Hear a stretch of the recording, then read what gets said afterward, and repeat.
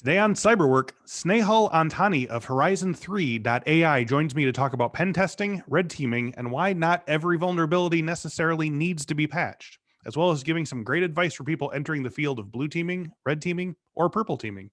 That's all today on Cyberwork. But first, I want to point your attention to an all-new ebook published by Infosec. It's titled Developing Cybersecurity Talent and Teams, and it's free to read if you just go to infosecinstitute.com/ebook. It collects practical team development ideas for industry leaders, sourced from professionals like Raytheon, KPMG Cyber, Booz Allen, NICE, JP Morgan Chase, and more. Did I mention it's free? Well, it sure is. infosecinstitute.com/ebook. And now, on with the show.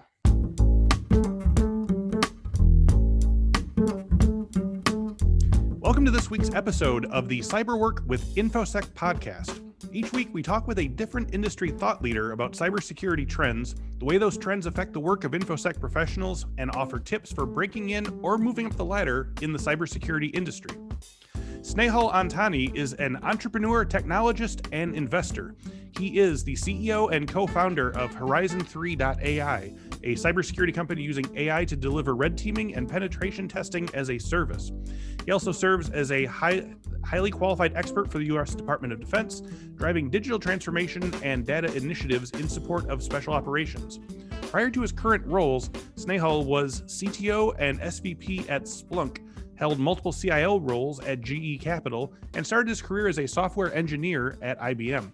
He has a master's in computer science from Rensselaer Polytechnic University, a BS in computer science from Purdue, and holds 16 patents. So I heard about Snehal from one of his representatives who said that he wanted to talk about pen testing and specifically why vulnerabilities don't necessarily mean exploitable vulnerabilities, which I think is a good distinction to make, one that I've not heard before. So I'm looking forward to getting into it. Snehal, welcome to Cyberwork. Excellent. Thank you for the invite. I appreciate it. So we like to start by getting the story of our guest's cybersecurity journey in their own words. And looking for your bio, it's pretty clear that tech and computers have been in your blood since at least the time you were in college, where you got your BS and then your MS in computer science. So what was the original appeal of computers and tech, and where and when did the emphasis specifically on security take hold? Yeah, it's a great question. And actually my exposure to technology was way before college. My dad, who's an electrical engineer, taught me how to hack hardware and solder together flashlights and other kinds of home electronics. There's all sorts of burn stains in the carpet in the house I grew up in. For me getting excited, getting a piece of tech to work, and then dropping the soldering iron and running to tell him what was up. Wow. And from that, when I was 6 years old, when I was 9 years old, I had a 386 Windows or a DOS machine. And my dad gave me a book on how to write code in BASIC. And my first program was let A equal 1, let B equal 2, let C equal A plus B, print C. Right. And it was just an addiction at that point. Yeah. And kind of on the what's funny on the hacking side is, from that time, this is dial-up modems, bulletin board services. I stumbled upon the Anarchist Cookbook. And once you find the Anarchist Cookbook, it puts you down a path of finding hacker tools. So how do you run phishing attacks in chat rooms in AOL? How do you crack passwords? How do you all that kind of stuff? So I very much at a very early age got exposed to these things. And thankfully, I stayed on the right side of the law. But it was very easy when you have access to those tools to quickly drift across the line and do things that you're not supposed to be doing. Yeah, I've had a few people who I've asked about that. One of my previous guests, Alyssa Knight, said that she was escorted off of her high school grounds by Secret Service because she got a little too inquisitive with the school's mainframe, or I think it was like a local military organization's mainframe. But can you talk about the thought process? When did you realize that there was a choice to be made in terms of using these powers for good or bad? Was there a specific thing where you saw someone go to jail, or did you just naturally say, oh, I don't want to do that? Yeah, it's a good question. I can't remember what terrified me more. It was, I think there was my dad had printed out a news article on a hacker kid, I forgot who it was, getting busted and getting thrown in jail. And then he cut out the part where that same kid got recruited by the NSA. Right. So that was details, which I learned later when I reread the story. So there's a little bit of that. There's a little bit about kind of knowing what was right and wrong. So for instance, learning how to phish. So there's an interesting tool. I remember in AOL, where in a couple of clicks, you could phish an entire chat room. And in that chat room, I didn't know what I was doing. I hit go, and suddenly it's phishing everybody to say, hey, we're AOL administrators. Your password has an issue. Please put your login and password here. And then a bunch of people said, we're going to report you. And a bunch of people were like, oh, here's my password. And maybe a 50-50. Right. And when they started saying, we're going to report you, because I didn't know what I was doing, that's what really scared me. Of like, holy crap, this is actually a big deal. People can see you now. Yeah. Yeah. And once again, I was 10 years old. Wow. At the time when I was learning this stuff. And so that kind of kept me basically on the right a side new toy that you just turned on, and it like just sort of like ran rampant over the neighborhood until people started looking at you. And then I remember like finding another forum where this tool that I downloaded was available. And I started asking questions like, how do I use this? And then I got punted off of AOL by one of the other like hackers. And then my machine would not stop blue screening. Wow. So that's when I realized that this is actually quite powerful. You were, playing with some dark arts there that you didn't want to replicate. That's exactly it. But it's funny, I still draw on those experiences even today. Sure. You know, when you talk about how even at 10 years old, I could in 3 clicks run a phishing campaign against a chat room of 5,000 people, it is no different than the mechanisms. I mean, the tools are different, but the techniques are no different than what you see today in the industry. Right. Yeah. Especially like you say with the sort of phishing as a service, and the kits that they're getting are probably not dissimilar from the tool that you picked up back then. Yeah. In fact, when I was a CIO, we used to do internal phishing campaigns to assess our posture. Sure. The most successful phishing campaign we ran was sending out emails saying, we detected you accessed adult material from your work laptop. Please click here to explain why. We had like a 90% click rate, everything ranging from I'm usually very careful to I don't understand how this happened to I'm offended. There's no way this is possible unless my son got But everybody had to weigh in on it at least. Wow. That's exactly it. Amazing. So from 2000 through 2012, you worked your way up the ranks at IBM, starting as an intern for the WebSphere application server for ZOS, moving through the ranks and accruing experience up to senior product manager and business strategy lead for WebSphere Cloud and virtualization technologies, all the way up to emerging technologies lead architect, strategist, and project manager. So that's an enviable tangent with one company in an industry where a lot of people don't spend more than a few years in any one place. Can you talk about some of the skills you learned and some of the high pressure projects or assignments that helped you learn and grow in your tool set? Do you have any memories of a time where you did a certain piece of work in that, thing and said, I really just leveled up my skills right now? Oh, absolutely. In fact, those were incredibly important years for me from a professional standpoint. So, when you go through college, you take a bunch of classes, you're with your friends, and you learn a bunch of skills, but you don't really know how to apply them. At least I didn't really know how to apply them. Right. So I show up as a wide-eyed intern in Poughkeepsie, New York in 2000. And this is right around the dot-com crash. So all the jobs in Silicon Valley were gone.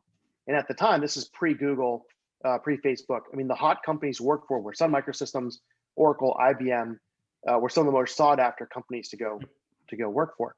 And so I was able to land a gig at IBM, ended up in Poughkeepsie, New York on the mainframe.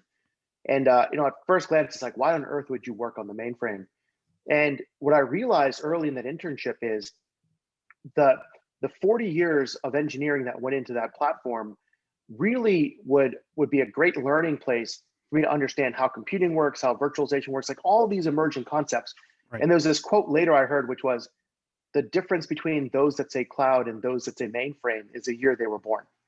And a lot of the problems we ended up solving on the mainframe side were quite relevant to many of the problems that we see running cloud at scale. So with that backdrop, right, I show up and I don't really know what I'm doing, and I'm, writing tools. And I remember destroying the production environment multiple times because I was unchecked as a wide-eyed, recent grad and so on. Right. But my focus early in my career was technical credibility. So how do I build that technical depth and breadth? And I didn't care about salary, didn't care about title. I cared about working around people and for people that inspired me that I could learn from. And there was, we called them the Fab Five. There were these 5 mainframe architects that were legendary in their areas, and I got to work underneath each of them. And so just keeping my mouth shut and absorbing as much as I could were really the early part of my IBM days. And I'll pause there and I'll tell you this funny story about how that became a catalyst. But any follow-up thoughts and questions before I go on even cooler story? Please, no, by all means. Yeah. So here I am. I'm 25 years old, 3 years into the company. I'm by far a nobody, pretty low level. And Steve Mills, who was the senior vice president of software at the time, sends out this email saying, "Hey, we've got this customer in Germany whose mainframe is constantly crashing, and nobody can figure it out. Does anybody have the skills to do it?" And this email got blasted out and worked its way, and it came into my inbox. And I look at it, and I'm like, "Hey, I think I know this area. Like, I think I can do it." I skipped 7 layers of management and replied directly back to Steve and said, "Steve, blah, blah, Snehal Antani, Webster mainframe Poughkeepsie on the dev side. I think I can solve this problem," and essentially put me in the game coach. To the all of my layers of management were suddenly terrified, because who is this young punk kid that's going to volunteer? Right. And Mills says, "Go for it." And the next day I'm on a flight to Germany, reading every book. And once again, like, I kind of know enough, but I don't really know what I'm doing. And I show up to Germany, Munster, and sitting in front of the customer, and they're explaining the problem, and I have no idea what they're talking about. Oh no. No idea what they're talking about. Yeah. And I'm like, crap, I am going to get fired. And in the meantime, on that 10-hour flight, all I did was read every book, every paper, everything I could find just to keep up. And then they said something in their description of the problem that sounded familiar. And then it says something else that sounded familiar. And suddenly I remember this moment where everything in the world clicked. Wow. Everything made sense to me. Every aspect of enterprise software, multi-threaded server code, blah, blah, blah, everything made sense. And about 90 minutes later, I figured out the problem, solved it, and we had the systems up and running. Wow. And what I realized is that you need to have this high pressure moment, or multiple moments, that force everything in your brain to click. Yeah. And if you don't have it, you'll meander along. But for me personally, it was that moment of ultra high pressure that forced everything in my brain to suddenly come into place. That's fantastic. I love that. I do want to jump back to something you said in your previous part about how you're seeing a lot of the same problems in cloud that you previously did in mainframe. Can you sort of give me some examples of some of the problems that have transliterated across there? Yeah, absolutely. So when you think about a mainframe, cut away the green screens and all that detail for a moment. And what you effectively have is a shared computing infrastructure with hundreds or thousands of cores, tons of storage, tons of memory, optimized networking between them, local networking, multi-system networking, and it's all shared resources. And so that single CPU is serving your workloads, and it's serving somebody else's. So if you share a CPU and you start to burn a lot of CPU because your code isn't very efficient, you are going to starve out somebody else's work. So then you've got to layer in service level agreements and qualities of service. You start to isolate workloads to make sure that, hey, this particular batch job for calculating interest is really important, and it must not take longer than 2 hours. And that deadline is going to dynamically allocate resources differently than, say, a credit card application that can allow some level of variation in service level agreements and response times. And now you get into, how do I apply service level agreements on top of shared computing? How do I then isolate workloads so if one system has a problem, the next one can't get affected? And a lot of these are the problems that you see in large scale cloud environments. How do I define my workloads? How do I isolate those workloads? How do I define service level agreements and priorities for one workload versus another? Think of the most basic version as an extra large Amazon instance versus spot instances, right? That's an extreme example of service level agreements applied to different types of workloads. Gotcha. And then the costs that come in. So having exposure to this early was fantastic, because I got to really understand the challenges that exist in highly shared environments. Nice. I love that. So moving on to that, you spent 2.5 years working as CTO and then SVP and general manager business analytics and IoT at Splunk. I know a lot of, we talk about Splunk here a lot and stuff. What are some types of work that you did there? And were there specifically different things that you picked up during that time that built on your IBM knowledge? Yeah, actually, before that, I was at GE Capital. Okay. And so I go through my time at IBM, and I'm an engineer, I'm a developer, I'm an architect, And then I was in the field. So my job for 4 years at IBM was being a troubleshooter. So whenever a bank with a mainframe had a problem, I was the person that got phoned in and flew in to go troubleshoot it. And so I had this 4 years of constantly being under tremendous pressure to solve problems that I didn't really know. And so I ended up becoming a very good learn-it-all, right? So fast learner, trying to figure out what was going on. And I built this reputation within the banking industry that got me teed up to go be a CIO at GE Capital. And with GE, I had zero management experience. And so they took this big bet on me of, hey, look, you've got the technology depth and breadth. You're able to effectively communicate. You can think, think about business and all these other things. We will teach you how to be a good manager and leader.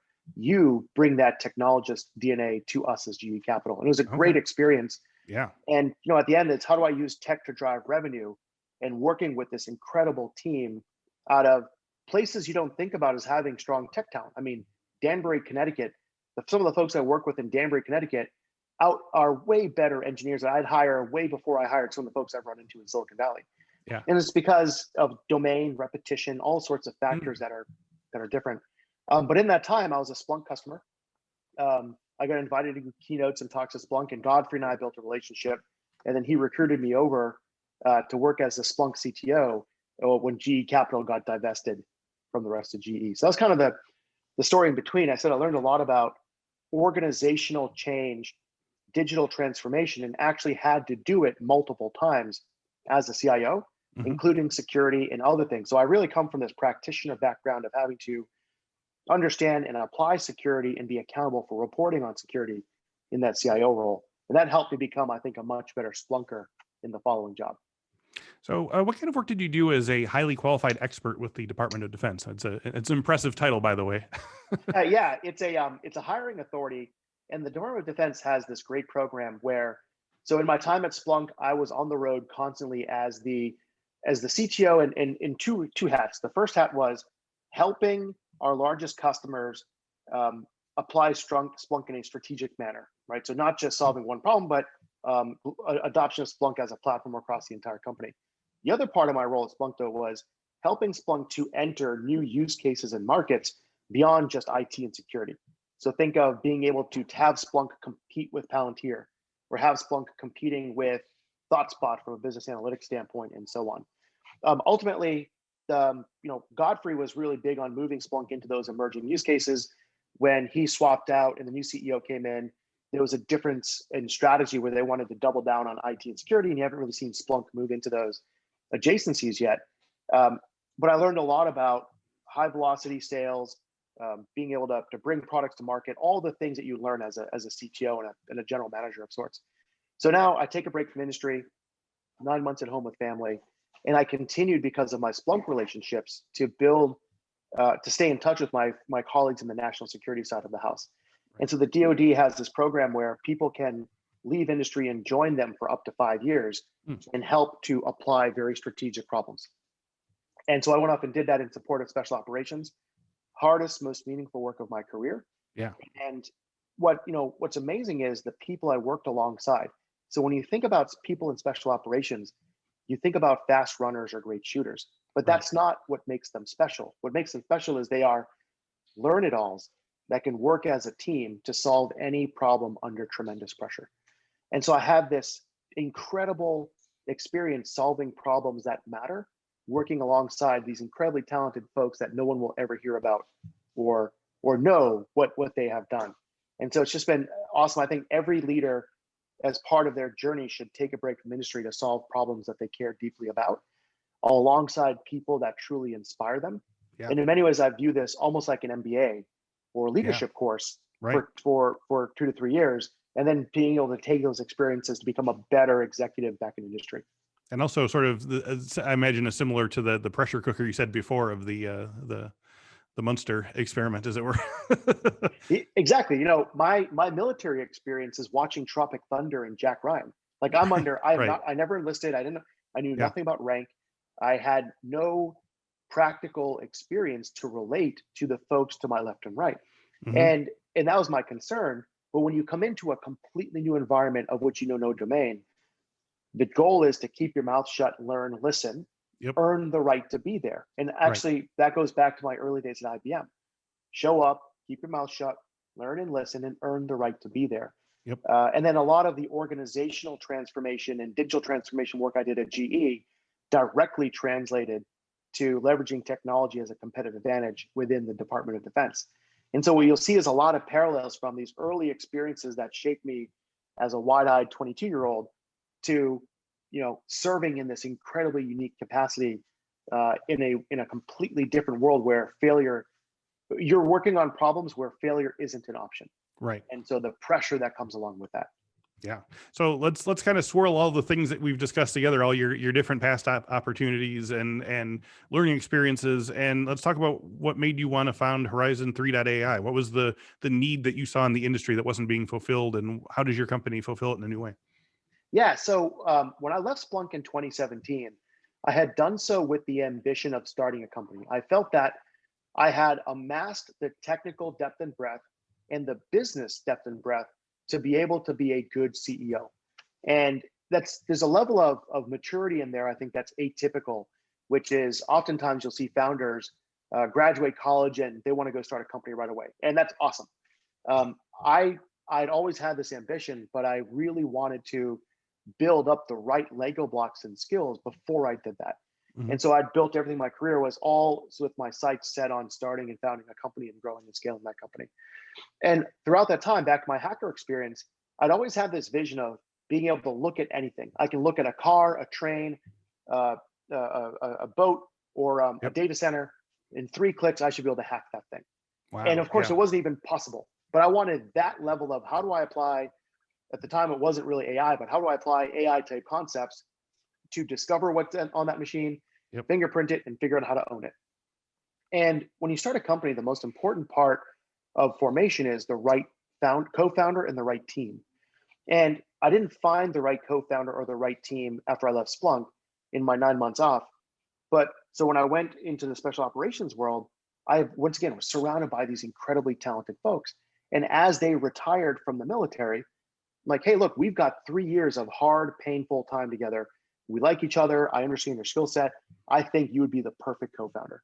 And Yeah. so Tony, my co-founder now, was a deputy chief technology officer of mine within my national security world. Hmm. And I said, no, you're going to retire and we're going to start a company. He said he was in, and we went. So the problem that I saw was when I was at GE Capital, when I was at Splunk, when I was at the Department of Defense, I had no idea if my security tools actually worked. Am I Okay. logging the right data in Splunk? Am I alerting on the right things? Do I have Right. the right defense and depth strategy? Is my zero trust actually working? The only way I knew that stuff worked is if I got breached. And at that point, it's too late. Now, the way to assess your posture is to either wait for a hack or pen test yourself.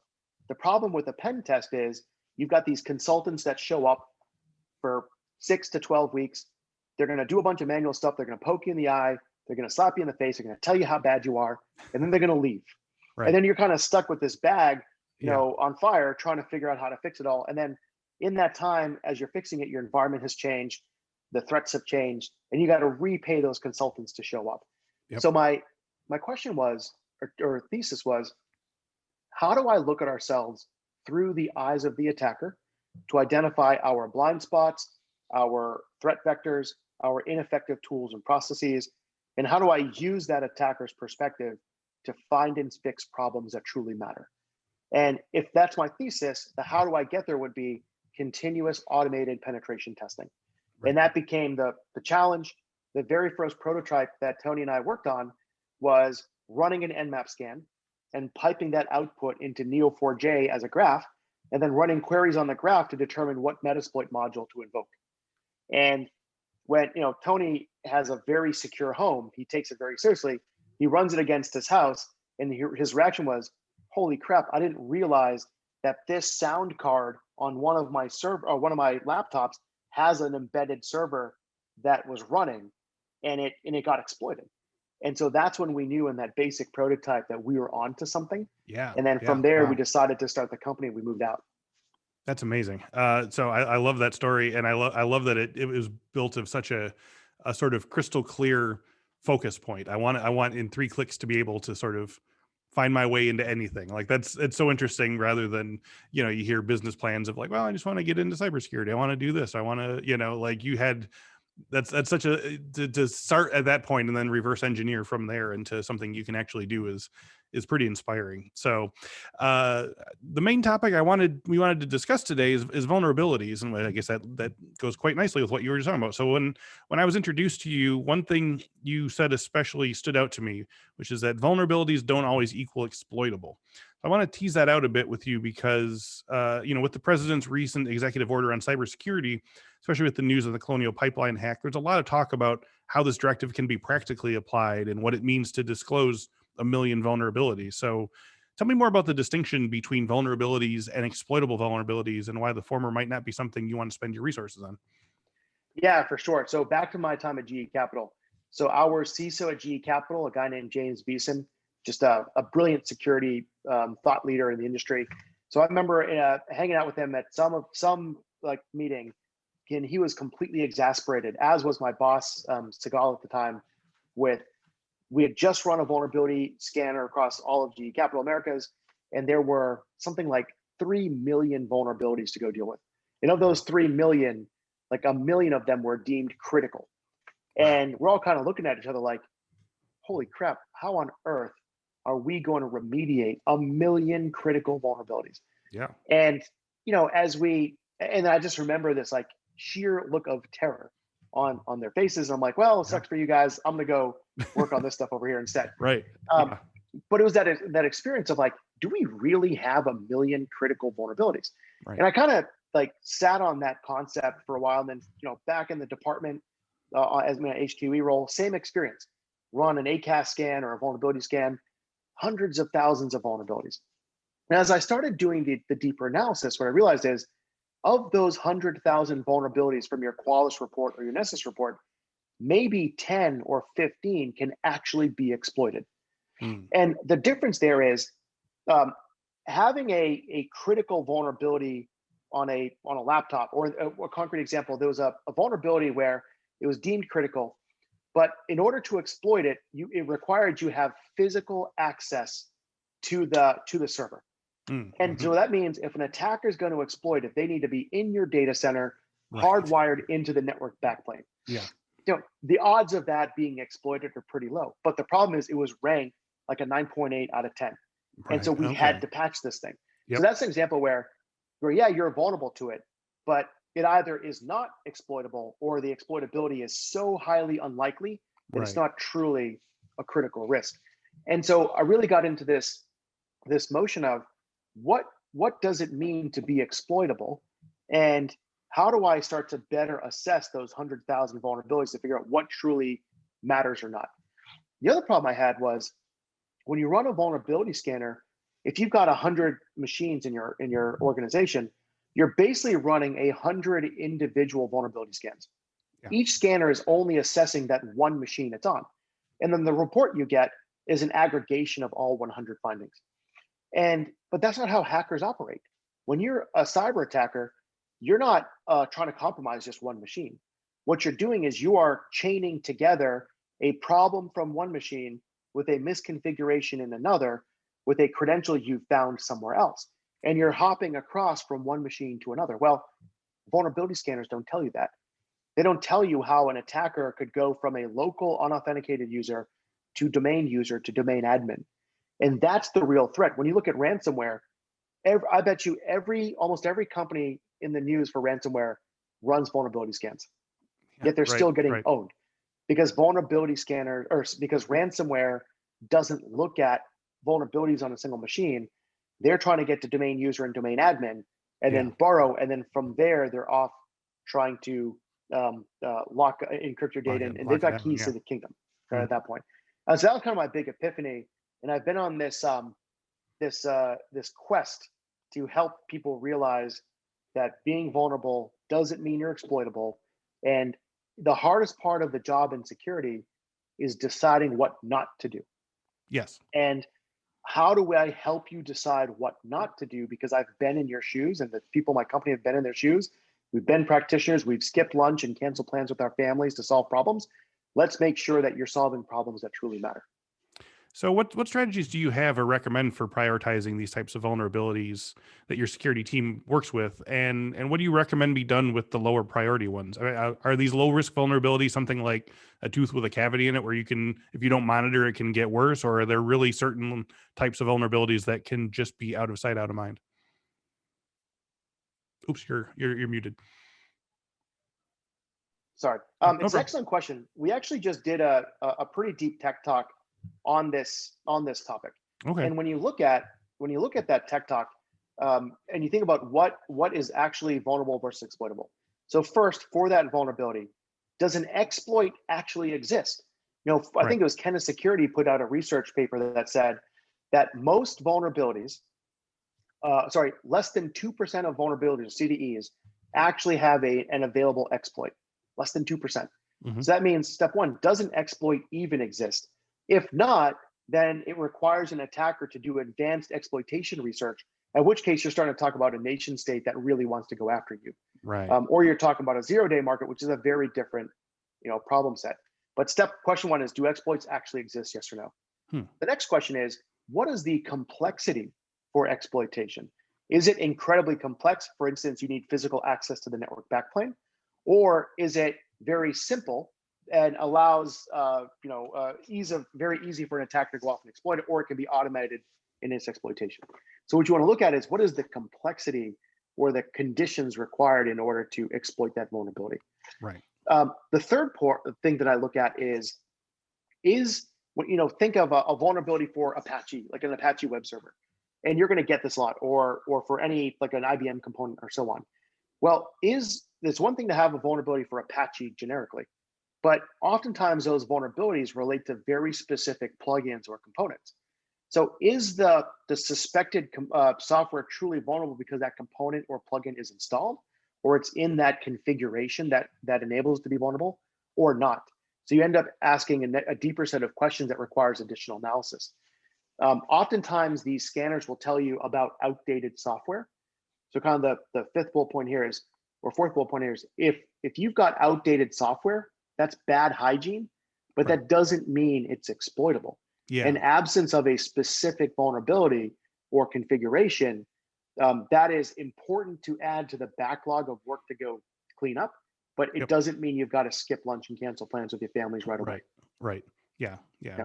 We're not going to stop until this version of Adobe Acrobat has been successfully brought up to the present day.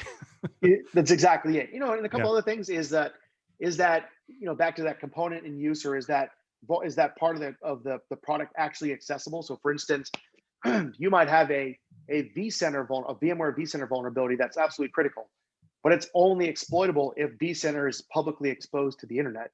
Well, not a Right. lot of people expose vCenter to the public internet. Yeah. So is that truly an issue? Yes or no?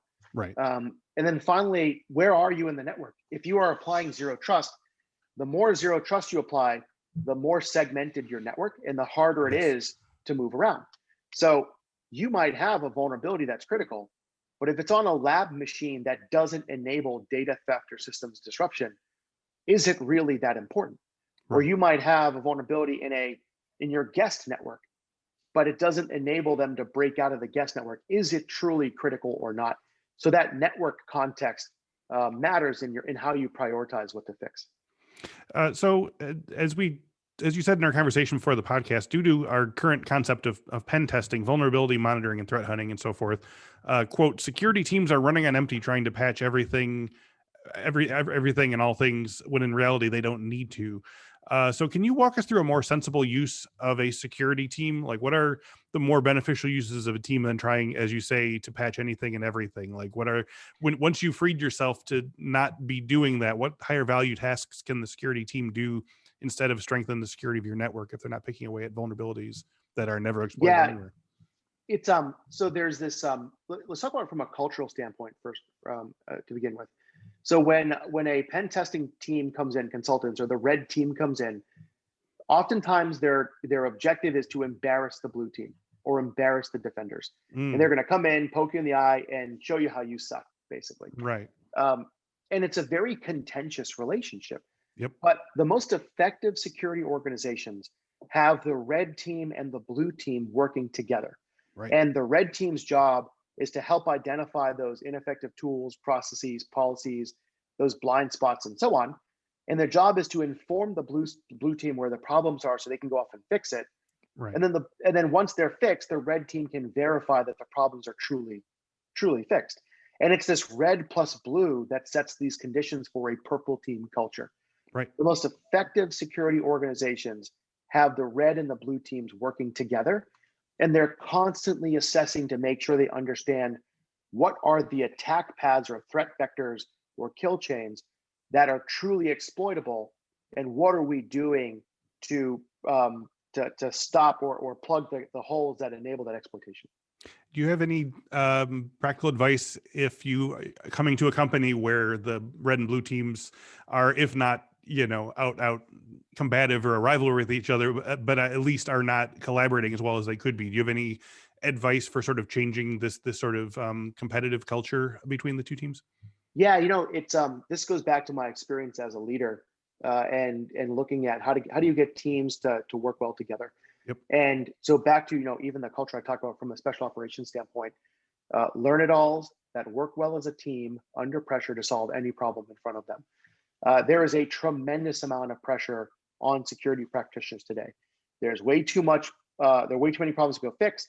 There's not enough of them, and oftentimes the blue team in particular, they're already jaded because they feel they're chasing and fixing a bunch of problems that can't be exploited. They know it's not a real issue, yet they still have to go fix it because some bean counter expected them to.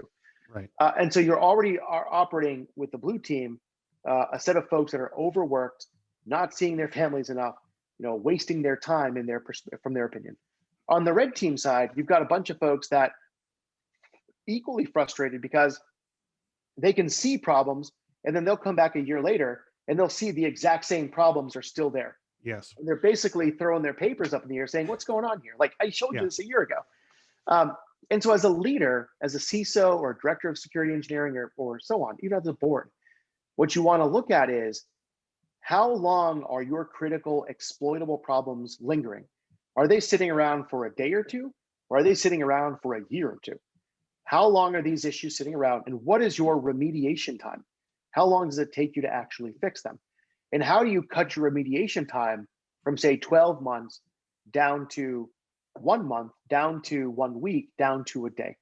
The best shops that we see, when they've got a critical exploitable problem, within 24 hours, they've fixed it and they're rerunning a pen test to make sure that that problem is truly fixed. And it's that remediation time that you want to look at.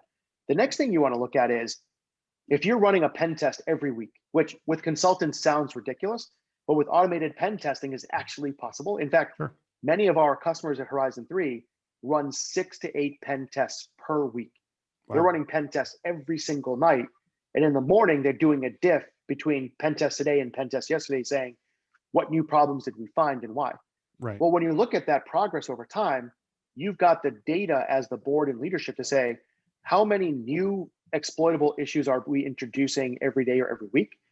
And is that indicative of a deeper rooted training issue, governance controls issue, or architecture review issue? You're going to surface policy and process problems because you're adding so many new problems every week.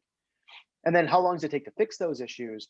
And how many of those issues are unchanged? And now you've got the data to show what is your posture today and how has that posture improved over time, which, back to dealing with highly regulated entities, when I was at GE Capital, dealing with the board, dealing with financial regulators and so on, being able to clearly articulate your security posture now and how that posture has performed over time was the secret that every regulator wanted.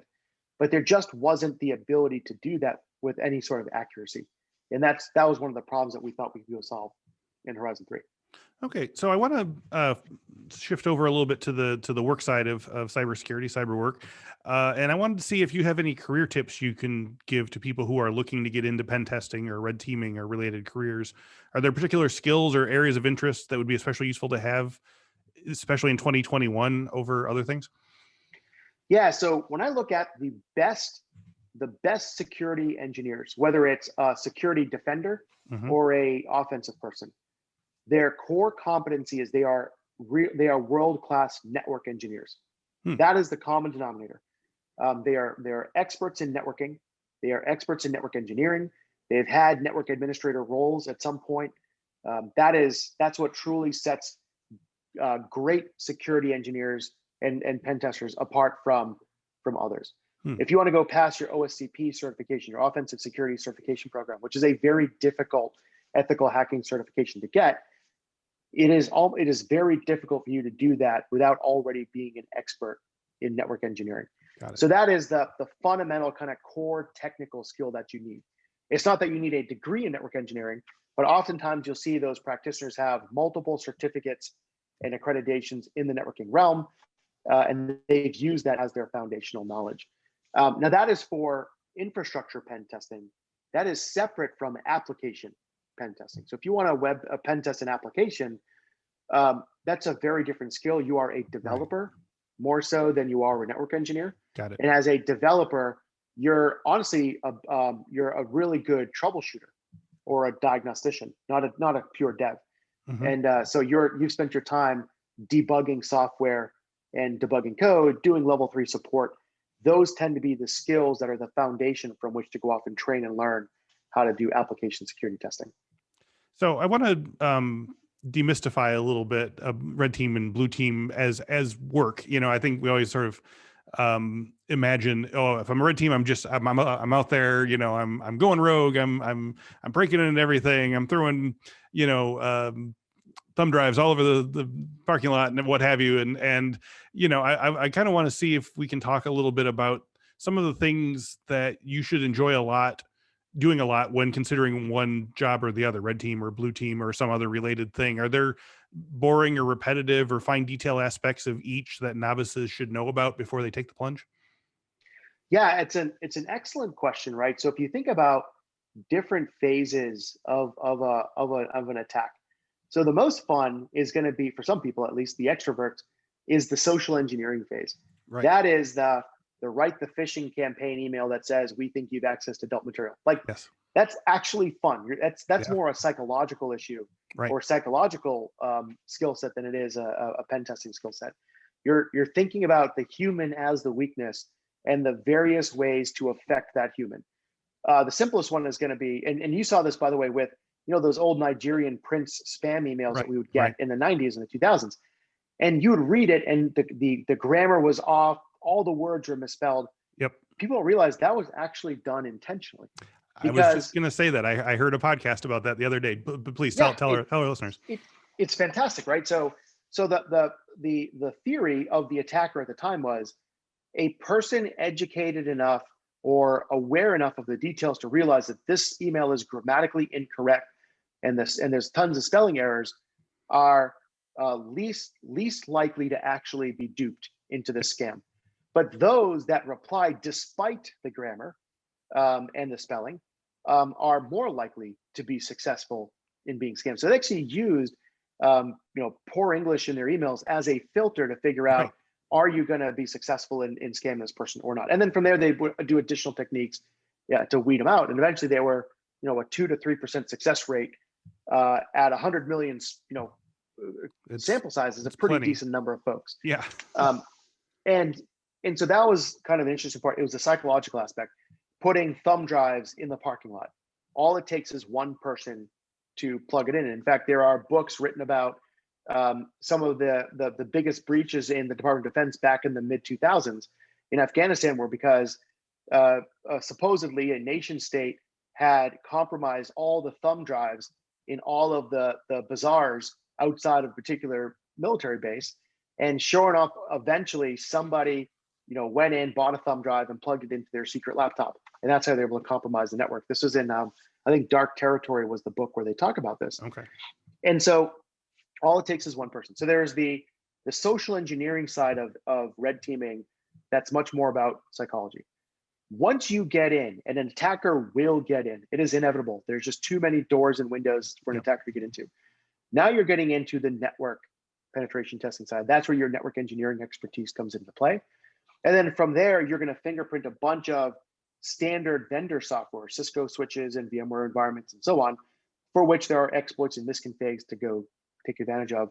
But you're also going to find custom applications, and that's where the application pen testing skill set comes into play. So it's how you tie those disciplines together into an end-to-end attack that I think is incredibly interesting and also very creative. Like you are an offensive cyber operator, whether at a Five Eyes nation state or an adversarial nation state or a criminal organization. They have invested the time to master their craft. Yes. They are passionate and are the best in the world at what they do. And you can never underestimate an enemy that is investing to master their craft. Yeah. And I think that's one thing we've got to recognize is that we are at a disadvantage when you look at the amount of passion and expertise and horsepower there is in the attack side, and that the defenders stand no chance at the moment. Yeah, I had created kind of a bonus question in my head while you were talking earlier, and that leads perfectly into it. So, I think we're all kind of blown away here as you say, you were dropping your soldering iron at age 10, and you've been breaking things down since, teenagerhood, and you've been wanting to, get into systems in 3 clicks and stuff. And I think there's a lot of people who are like, I'm passionate like that. I just need the first step. But I think there's a lot of people who are like, I want to do this, but I don't feel like I'm quite at that level of obsession and intensity. And as you're saying, we need that kind of obsession and intensity. So if you're not naturally predisposed to that, how do you become that obsessed and intense? Do you have any suggestions for people who need to fake it till they make it? I think that was that barrier to entry to learn how to do this stuff in the 90s and 2000s was way higher than it is today. Okay. When you think about in the 90s and 2000s, if you wanted to learn how to be a hacker, be a cyber operator, and so on, I mean, you were learning through forums, and you were learning through bulletin board services. You were learning by reading computer architecture books and playing around with physical machines you had access to. The barrier of entry has been dramatically reduced, where today, between a couple of Coursera classes, a couple of paid SANS courses, and a cyber range through Hack the Box, you've got the tools necessary to be absolutely awesome on the offensive side. I think, for instance, platforms like Hack the Box are game changers for learning how to be an offensive cyber person. Yeah, love it. Okay, so anyway, that's a really great place to start or to end on here is that the tools are so much more accessible. So I just want to get any final thoughts from you on first steps you'd recommend to help get yourself on a good career path, and especially if you are someone who maybe is doing a different aspect of cybersecurity, or maybe you're an auto mechanic, or maybe you're child psychologist and you want to get into this. Do you have any sort of tips for people who want to completely put the brakes on and sort of angle their way into this? Is there ever a chance where it's too late to get in? It's never too late to get in. Yep. Absolutely not. It comes down to your passion and conviction. So let's take one of the best architects we had at Splunk, a guy named Dave Simmons. Dave's he was a Carnegie Mellon graduate, but he was a home builder. Like his real background before he went to school was building houses. And it made him an incredible architect, because if you want to go build a house, you've got to take the outcome and then decompose it into its piece parts. And you've got to figure out how to layer the foundation with the plumbing, with the wiring, with the framing, and so on and so forth. So the mentality of taking an end state and then decomposing it and then being able to execute against it is what made him a great architect. And so similarly, from a cyber standpoint, if you are a auto mechanic, you are a world-class troubleshooter. You're able to take a little bit of some basic symptoms and figure out through systematic troubleshooting and diagnosis where the problem is. And so you've got these. You just have to recognize those inherent characteristics that can't easily be taught, and then figure out how to do the gift wrapping. And that gift wrapping is going to be that SANS class, or the gift wrapping is going to be the Coursera class. Or the Infosec class. Yeah, sorry, the Infosec class. Or exactly, that's exactly it. But people think that the core skill is the network engineering details. That's not. The core skill is your ability to structure hard problems and break them down. or your Yes. ability to communicate, or your ability to persuade as a social engineer. Everything else is gift wrapping. And I think it's never too late for anyone to start. That's great. So I'm going to wrap up on that. Thank you very much for taking your time here, Snehal, and especially taking time on when you'd rather maybe be doing other things. I see a nice sunny vista behind you there, so I'll leave you to your day. But as we wrap up, if our listeners want to know more about Snehal Antani or Horizon3.ai, where can they go online? So horizon3.ai is the URL, the website. You can go there, check it out. Numeral 3. Horizon, the number 3.ai. Yep. You can find me on LinkedIn. You can Google my name, and you'll find that the luxury of a unique name in the age of Google is Right. is it's very easy to find me. I feel And I've got a number of talks throughout my career that I think are still on YouTube that talk about the lessons I've learned throughout all these phases and stories. And I look forward to hearing from the audience. And I'm super easy to find and reach out to. Great. Well, listeners, you've now got your extra credit for this particular episode. Go hit the YouTubes. So Snehal, thank you for joining us today and sharing your history and story with us. I really appreciate it. No, thank you. I really appreciate it, Chris.